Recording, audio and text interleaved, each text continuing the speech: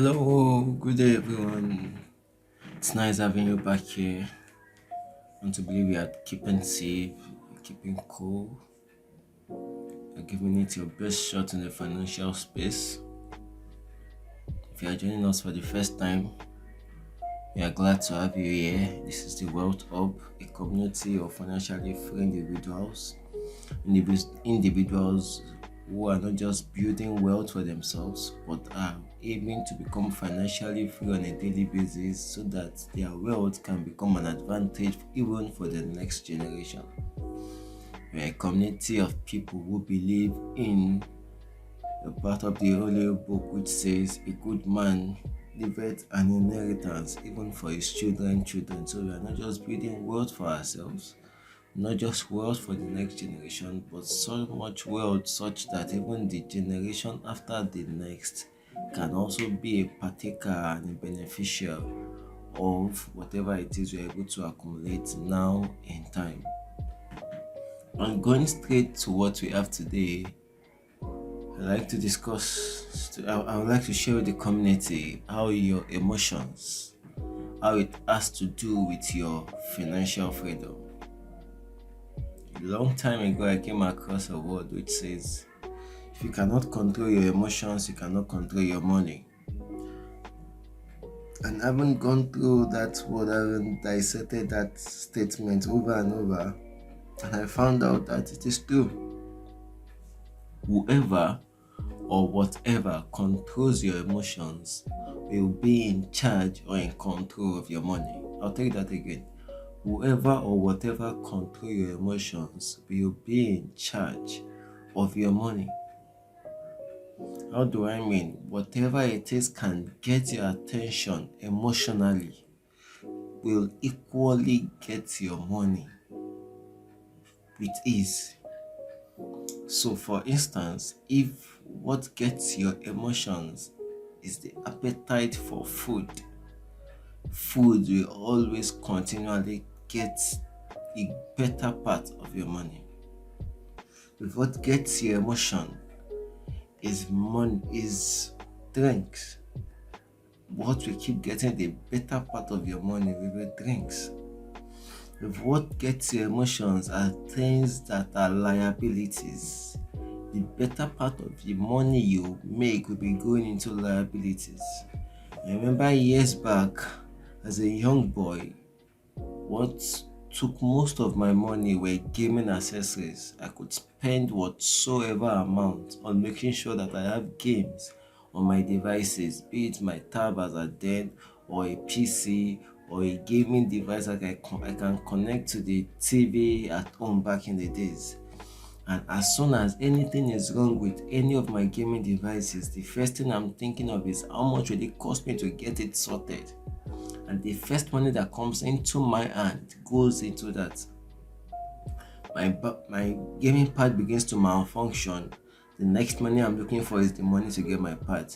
There's a new game available. There's a new game available. The next money that comes into my hand goes into that gaming device or that gaming software.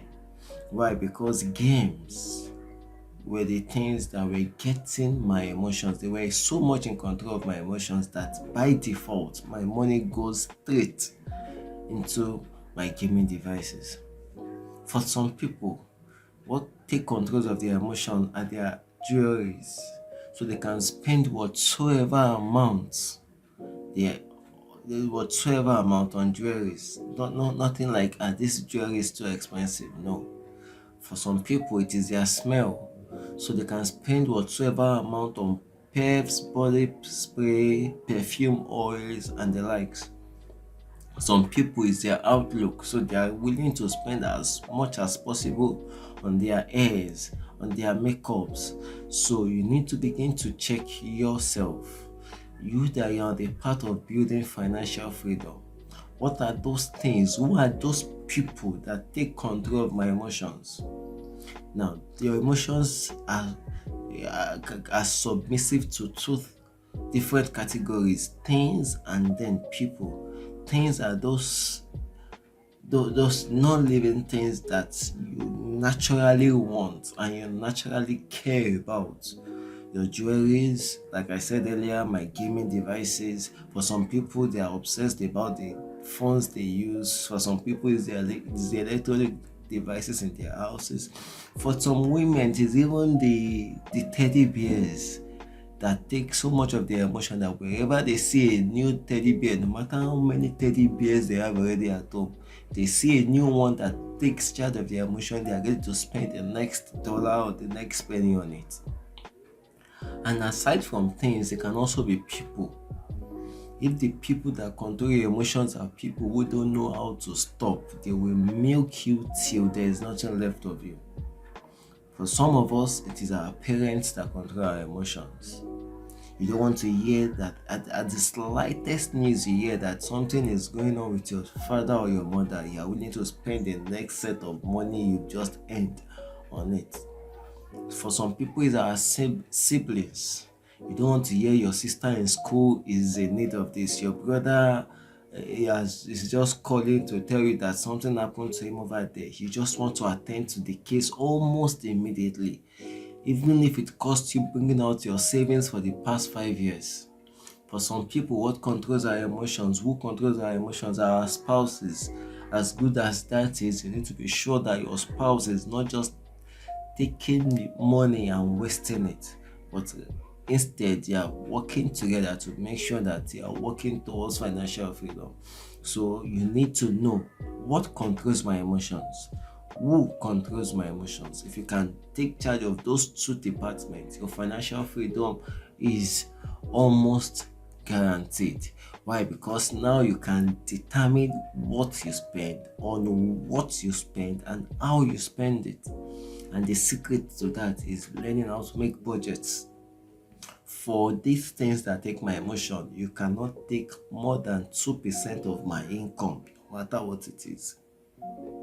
For this set of people that controls my emotion, I love you so much, I don't want anything to happen to you, I have you so much in my heart, but I'm sorry, whatever I'm giving to you this month or this year will not be more than 5% of whatever I make in total. Because if you don't take charge of those things or those people who control your emotions, you will end up that you realize that you work from January to December to have made a whole lot of millions, only for you at the end of the year to have nothing to show for it. You agree with me that for those of us who are in the working class, who are especially CEOs and the likes, you spend less than 20% of all you make on your own self. Like less than 20% of all you make in a year, you spend it on yourself. So what are the things of people that are taking the remaining 80%? For some people, they are obsessed with ashwebis, party clothes. For some people, they are obsessed with vacations, holidays, anything like that controls their emotions. For some people, it's party. For some people, it's clubbing. Whatever it is that controls your emotion, begin to ask yourself, is this thing or this person controlling my emotion?